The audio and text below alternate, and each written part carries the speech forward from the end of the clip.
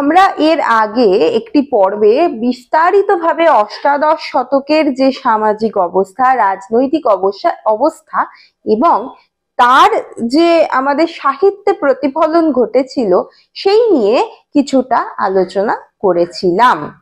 কিন্তু সেখানে আমি কেবলমাত্র দেখিয়েছিলাম যে কোন কোন সাহিত্যের মধ্যে তার খানিকটা প্রভাব পড়েছে। আজকে খুব ছোটভাবে আমি দেখাবো যে সেই সময়কালটাতে মোটামুটি ভাবে কি কি সাহিত্য রচিত হয়েছিল। বলা যেতে পারে অষ্টাদশ শতকের সাহিত্য কর্মগুলি কি কি সেই বিষয়ে একটু ছোট করে আলোকপাত করব। তাই সাহিত্যের পথের আজকের পর্বে থাকবে অষ্টাদশ শতকেরই একটি অংশ, মানে ওই আলোচনারই আরেকটি ভাগ, যেখানে অষ্টাদশ শতকে কি কি সাহিত্য লেখা হয়েছিল সেই নিয়ে একটু বিস্তারিত তথ্য দেওয়া থাকবে। তাই শেষ অবধি ভিডিওটি দেখার অনুরোধ রইল। অষ্টাদশ শতকের ঐতিহাসিক বা সামাজিক বা রাজনৈতিক যে প্রেক্ষাপট সেটা নিয়ে আমি আগেই বললাম যে এর আগের একটি পর্বে আলোচনা করেছি, এবং আলোচনা করতে গিয়ে আমরা দেখেছিলাম কি যে অবস্থাটা মোটেই সমীচীন ছিল না। কারণ এই সময়কালটাতে অনেক কিছু ঘটে যাচ্ছে, অনেক রকমের পরিবর্তন আসছে আমাদের সমাজে, যার প্রতিফলন স্বাভাবিকভাবেই সাহিত্যের মধ্যে লক্ষ্য করা যাচ্ছে। অনেকে আবার অষ্টাদশ শতককে সাহিত্যের ক্ষেত্রের একটা অবক্ষয় যুগ বলে থাকেন, অনেকে আবার সেটাকে মনে করেন না। অবক্ষয়ের যুগ বলা হয় কেন না, ষোড়শ এবং সপ্তদশ শতকে যে পরিমাণে বৈষ্ণব সাহিত্য বা ওই জাতীয় সাহিত্য, মঙ্গল কাব্য, অনুবাদ সাহিত্য ইত্যাদি রচিত হয়েছিল, তাতে আমাদের বাংলা সাহিত্য বেশ খানিকটা ফুলে ফেঁপে উঠেছিল। কিন্তু অষ্টাদশ শতকের যে রাজনৈতিক বা সামাজিক পরিস্থিতি, সেখানে দাঁড়িয়ে আর সেই ধরনের সাহিত্য রচনা করার উদ্যোগ মানুষের মধ্যে লক্ষ্য করা গেল না। যে ধরনের সাহিত্য আমাদের হাতে এলো সেগুলি একটি মধ্যবর্তীকালীন সাহিত্য। কিরকম মধ্যবর্তীকালীন না, একদিকে তারা যেমন মধ্যযুগকেও ভুলতে পারছেন না, অপরদিকে আধুনিক যুগের প্রবেশ ঘটছে এই জাতীয় সাহিত্যের মধ্যে। তাই অষ্টাদশ শতাব্দীর যে সাহিত্যগুলি আমরা পাচ্ছি সেগুলি ভীষণভাবে উল্লেখযোগ্য। এই সময়কালটাকে আমি যেটা বললাম, অনেকে বলছেন অন্ধকার আচ্ছন্ন যুগ, সেই তুর্কি আক্রমণের মতো, অনেকে বলছেন অবক্ষয়ের যুগ, কিন্তু হিসেব মতো দেখতে গেলে সেই সময়কাল থেকে আমরা 200 বছর সময় অতিক্রম করে এসেছি। তা সত্ত্বেও আমরা দু ধরনের সাহিত্যের ধারা এই সময় দেখতে পাবো। একটা হচ্ছে পুরাতনের অনুবৃত্তি, আর একটি হচ্ছে নবযুগের আগমন। আমি আগেই বললাম যে দু ধরনের জিনিসের যেন মধ্যবর্তী বেশ কিছু সাহিত্য রচিত হচ্ছে। প্রথমে যদি দেখি যে পুরাতনের অনুবৃত্তি কি কি, যদিও সেটা খুব একটা বেশি গুরুত্ব এই সময় পাচ্ছে না, নতুন ধরনের সাহিত্যই এই সময় লক্ষ্য করা যাচ্ছে, তাও ছোট করে বলা যেতেই পারে। পুরাতনের অনুবৃত্তি হিসেবে অবশ্যই আমরা প্রথমে যাকে রাখবো তা হচ্ছে মঙ্গল কাব্যের ধারা। যুগোচিত কারণে মধ্যযুগের অন্ধবিশ্বাস এবং আবেগ সর্বস্ব ভক্তি অষ্টাদশ শতাব্দীতে এসে কিন্তু অনেকাংশে স্তীমিত হয়ে যাচ্ছে। তাই এই যুগে দেবদেবীদের নিয়ে যে জাতীয় মঙ্গল কাব্য রচিত হচ্ছে সেখানে কিন্তু সেই একটা ভয়ঙ্কর ভক্তিমূলক বিষয়ের থেকেও যেটা জায়গা করে নিচ্ছে সেটা হলো আধুনিকতা। আমরা এই যুগে এসে কি দেখতে পাচ্ছি না, দেবদেবীদের হাস্যরসের পাত্র করে তোলা হচ্ছে, যেটা কিনা আগেকার দিনে কখনোই চিন্তা করা যেত না। সেই জন্য উল্লেখযোগ্য সাহিত্য এই যুগে তুলনায় মঙ্গল কাব্যের ধারায় তো কম। মনসা মঙ্গল কাব্য যদি ধরি, সেখানে জীবন কৃষ্ণ মৈত্র কিছুটা সার্থকতার পরিচয় দিতে পেরেছেন। এছাড়া দ্বিজ রসিক, রাম জীবন, বানেশ্বর এদের নাম করা যায়, কিন্তু সেই অর্থে খুব গুরুত্বপূর্ণ আমরা দেখতে মঙ্গল কাব্য, ওই মঙ্গল কাব্য, অন্নদা মঙ্গল আমি বলছি না, এই মনসা মঙ্গল বা এই মঙ্গল কাব্যের যে পুরাতন ধারা, কারণ অন্নদা মঙ্গল কিন্তু একদম নতুন একটা অংশ। পুরাতন যে মনসা, ধর্ম, চণ্ডী এই যে ধারাটা, সেখানে আমরা এদেরই দেখতে পাচ্ছি। এই সময় বাসুলি মঙ্গল, তারপরে ভবানী শঙ্করের মঙ্গল চণ্ডীর পাঞ্চালিকা, এরকম কিছু ছোট ছোট দৃষ্টান্ত আমরা পাই। তবে আমরা শক্তিশালী লেখক হিসেবে বা শক্তিশালী মঙ্গল কাব্য হিসেবে যে দুটিকে পাচ্ছি তা হচ্ছে ঘনরাম চক্রবর্তীর ধর্মমঙ্গল কাব্য এবং রামেশ্বরের শিবায়ন কাব্য, যেটা শিব মঙ্গল সেই শিবায়ন কাব্য। এই দুজনকে আমরা মূলত বেশ শক্তিশালী পুরাতন অনুবৃত্তির ধারার দুজন মঙ্গল কাব্যকার হিসেবে পাই। তবে সব থেকে বেশি যার কথা বলতেই হয় মঙ্গল কাব্যের সাহিত্যের যুগে, মানে এই সময়কালে দাঁড়িয়ে যিনি সব থেকে গুরুত্বপূর্ণ মঙ্গল কাব্যটি লিখেছিলেন তিনি হচ্ছেন আর কেউ না, তিনি ভারতচন্দ্র, এবং তার লেখা মঙ্গল কাব্যের নাম অন্নদামঙ্গল কাব্য। এখানে আমরা অন্নদামঙ্গল নিয়ে অন্য কোনোদিন বিস্তারিতভাবে আলোচনা তো করতেই হবে, কারণ অন্নদামঙ্গলের মতো সুন্দর এবং আধুনিক মঙ্গল কাব্য আমাদের বাংলা সাহিত্যে আর একটিও নেই। তবে আজকে আর ওই বিষয়ে অতটা আলোচনায় যাচ্ছি না, কিন্তু আমরা মোটামুটি সবাই জানি যে অন্নদামঙ্গল কাব্যে আমি আগের পর্বেই দৃষ্টান্তগুলি দিয়েছিলাম, উদাহরণগুলি দিয়েছিলাম যে সমাজ কিভাবে ফুটে উঠেছিল সেই মঙ্গল কাব্যে। তাছাড়াও আধুনিকতার নিরিখে এই মঙ্গল কাব্য সবার ওপরে থাকে, এবং এটাও আমরা জানি যে এই সময়কালটাকে যুগসন্ধিকাল বলা হয়। ভারতচন্দ্রের মৃত্যুর পরেই মধ্যযুগে শেষ হয়ে গিয়ে আধুনিক যুগের সূত্রপাত ঘটছে। যাই হোক, ঘনরাম চক্রবর্তী যে ধর্মমঙ্গল কাব্য লিখছেন 1711 খ্রিস্টাব্দে তা সুবৃহৎ, তা সত্ত্বেও তার কাব্যটি পাঁচালীর স্থূল আদর্শের মধ্যেই স্থিত ছিল। এটা কিন্তু সেই পুরাতনী মঙ্গল কাব্যের ধারা থেকেই তিনি তার যে বৈশিষ্ট্যগুলি আমরা একই রকম বৈশিষ্ট্য পাই। তার কাব্যটি ভীষণ জনপ্রিয় ছিল ঠিকই, কিন্তু কৃত্রিমতার গণ্ডিকে অতিক্রম করতে পারেনি। ধর্মমঙ্গলের অপর আরো অনেক কবি অষ্টাদশ শতাব্দীতে ছিলেন, দ্বিজ রামচন্দ্র, সহদেব চক্রবর্তী, কিন্তু তার মধ্যে আমাদের এই ধর্মমঙ্গল কাব্যটি অর্থাৎ ঘনরাম চক্রবর্তীর ধর্মমঙ্গল কাব্যটিকেই প্রাধান্য দেওয়া হয়। অপরদিকে শিবায়ন কাব্য বা শিব মঙ্গল কাব্যেরও কিন্তু প্রচুর কবি ছিলেন, তা সত্ত্বেও রামেশ্বর ভট্টাচার্যকেই প্রাধান্য দেওয়া হয়, কারণ বলা হয় নাকি ভারতচন্দ্র তার দ্বারা অনুপ্রাণিত হয়েছিলেন। তার মঙ্গল কাব্য কিন্তু তুলনায় ঘনরামের থেকে আধুনিক, কারণ আমরা এখানে ঠিক অন্নদামঙ্গলে যেটা দেখবো যে শিবকে মাটিতে নামিয়ে আনা হয়েছে, ঠিক একই জিনিস আমরা কিন্তু চাষপালাতে দেখতে পাচ্ছি, যে শিব মাটিতে নেমে চাষ করে অন্নের আয়োজন করছেন, কারণ তখন কিছু করার নেই। সেই সময়ের যা দুরবস্থা, সেই সময়ে অন্নের জন্য মানুষের যা হাহাকার, সেই সময়ে যেভাবে শোষিত হচ্ছে সাধারণ মানুষ, তখন নিজের অন্ন নিজেকেই জোগাড় করে নিতে হবে। দুর্ভিক্ষের তাগিদে মানুষের পেটে তখন খাবার নেই, তখন ভগবানই বা বাদ যান কি করে? নগর পুরিলে দেবালয় কি সত্যি আড়ায়?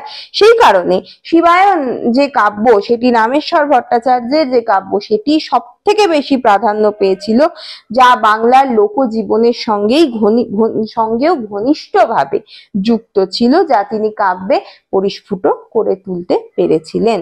অষ্টাদশ শতকে যেটা বললাম, ভারতচন্দ্র সব থেকে বোধহয় শক্তিমান কবি ছিলেন।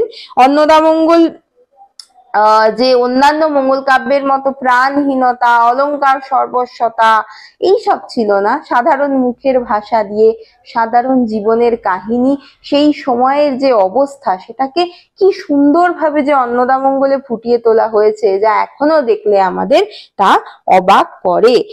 এছাড়া ভারতচন্দ্রের অন্নদামঙ্গল কাব্যের দ্বিতীয় খণ্ড বিদ্যাসুন্দর তথা কালিকা মঙ্গল কাব্যের অনুকরণে রামপ্রসাদ, দ্বিজ রাধাকান্ত, মধুসূদন চক্রবর্তী প্রভৃতি বিভিন্ন নামেও এই সময় বিদ্যাসুন্দর কাব্য রচনা করা হয়।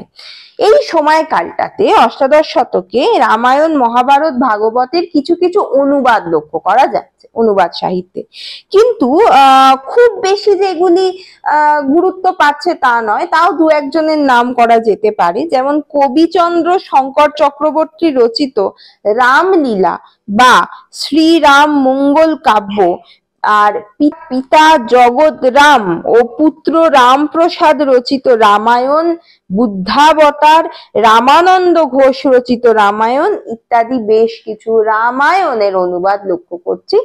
তবে সেগুলি মোটেই খুব একটা যে গুরুত্বপূর্ণ ছিল তা নয়। অষ্টাদশ শতকে এক ধরনের নতুন সাহিত্য ধারা সৃষ্টি হচ্ছে। তার মধ্যে গুরুত্বপূর্ণ একটা তো শাক্ত পদাবলী, একদিকে রয়েছে কবি গান এবং অপরদিকে রয়েছে পল্লী গীতিকা। অষ্টাদশ শতকে ময়মনসিংহ গীতিকা বা পূর্ববঙ্গ গীতিকা, যা আমরা আমাদের সিলেবাসে পড়ে থাকি, সেই বিষয়টা কিন্তু দেখতে পাওয়া যাচ্ছে। পুরাতন ধারার যে অনুবর্তন, যেটা আমি আগে অবধি করে দিলাম, অনুবাদ সাহিত্য নতুন ধারা হিসেবে আমরা এগুলিকে পাচ্ছি, যেখানে পল্লী বাংলার মৌখিক সাহিত্য, এই গীতিকাগুলি আমাদের বাংলা সাহিত্যে একটা অন্যতম জায়গা করে নিচ্ছে। এই গীতিকা এগুলিকে কলকাতা বিশ্ববিদ্যালয় থেকে সংগ্রহ করে পূর্ববঙ্গ গীতিকা নামে কয়েক খণ্ডে প্রকাশিত হয়। কোনো কোনো ক্ষেত্রে এদের রচনাকারের নাম পাওয়া যায় ঠিকই, কিন্তু সত্যি কথা বলতে কি এগুলি লোক সংস্কৃতিরই একটি অংশ, যে কারণে আমরা জানি যে লোক সংস্কৃতির কোন রকম কোন সাহিত্যিকের নাম আমরা কখনো পাই না, এটা লোকের সাহিত্য। এই জিনিসগুলি হয়তো বহুকাল ধরে আমাদের বাংলায় মুখে মুখে প্রচলিত হচ্ছিল, কিন্তু আমাদের কলকাতা বিশ্ববিদ্যালয়েরই কাজের জন্য আমাদের দীনেশচন্দ্র সেন তার উদ্যোগে এই পূর্ববঙ্গ গীতিকাগুলি প্রকাশিত হলে এই পল্লী সাহিত্য অষ্টাদশ শতকে আমাদের হাতে চলে আসে এবং আমরা দেখতে পাই বাংলা সাহিত্যের এক ভীষণ সুন্দর রূপকে, যেটা আমাদের ময়মনসিংহ গীতিকা পালায় আমরা পড়ে থাকি সিলেবাসে। তার সিলেবাসের বাইরে পড়লেও আমরা প্রচুর এরকম গীতিকা পাই যেগুলি নতুন ধারার অনুবর্তন এই অষ্টাদশ শতকে।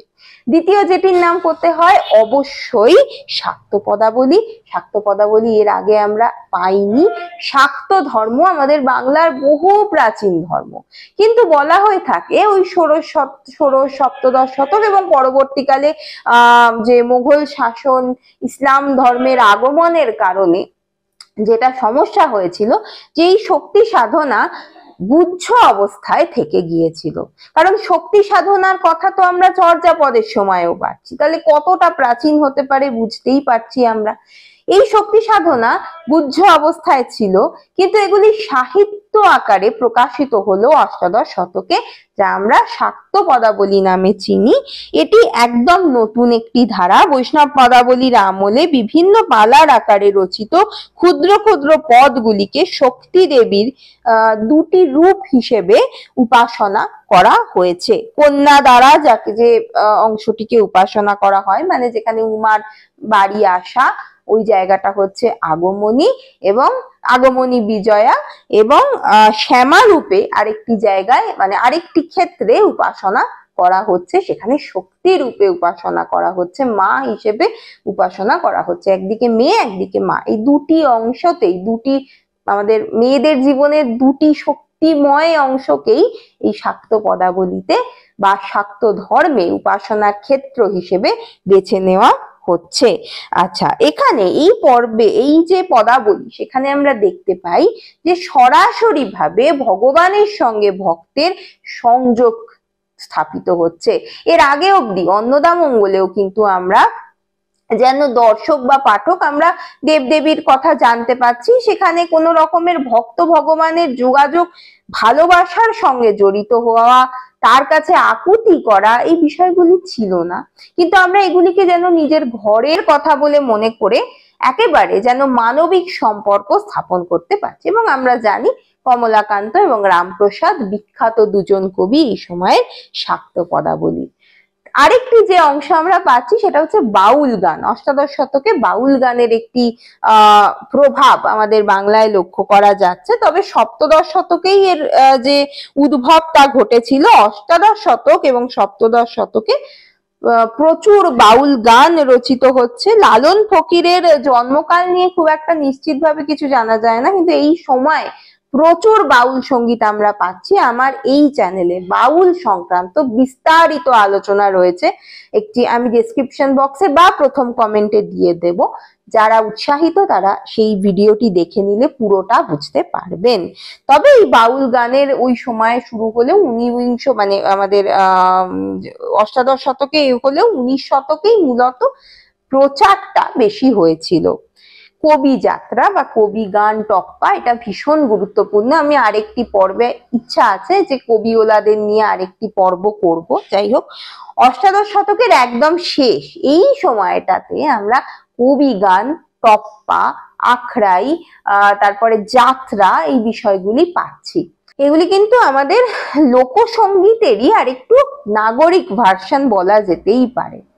এই গানগুলি যে হতো, কবি গান মূলত, সেগুলি কিন্তু মানে কোনো লেখার জন্য লেখা এরম কিছু হতো না। কোনো একটি সভায় দুজন কবিয়াল তারা নিজেদের গানের মাধ্যমে প্রশ্ন উত্তর, যুক্তি প্রত্যুক্তি ইত্যাদি করতেন।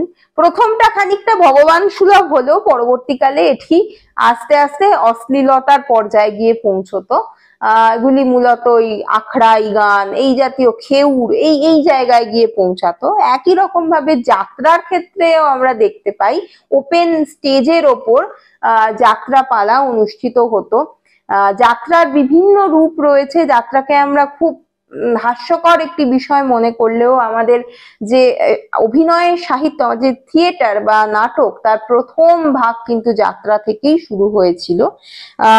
এছাড়াও টপ্পা, ঠুমরি ইত্যাদি ওই কবি গানের মতোই বেশ কিছু নাগরিক লোকসঙ্গীত মূলক গান আমরা দেখতে পাচ্ছি। এই সময় দাশরথী রায়, ভোলা ময়রা, অ্যান্টনি ফিরিঙ্গির নাম পাচ্ছি আমরা। এই সময়কালটা একটা অদ্ভুত অচল অবস্থার সময়কাল, যে সময়ে দাঁড়িয়ে এই জাতীয় সাহিত্য, নাগরিক সাহিত্য, প্রাথমিক নাগরিক সাহিত্য তৈরি হওয়া খুব স্বাভাবিক ছিল। আমি আগেও বললাম এই নিয়ে আরেকটি পর্ব অবশ্যই আসবে আমার এই চ্যানেলে।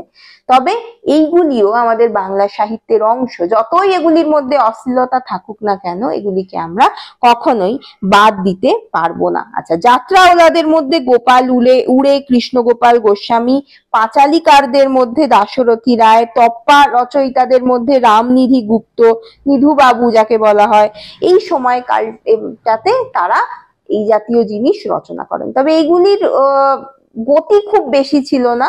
যখনই মানুষ শিক্ষিত হয়ে উঠেছে আস্তে আস্তে এই জিনিসগুলি চলে গিয়েছে, কিন্তু আমাদের বাংলা সাহিত্যের ইতিহাসে থেকে গেছে।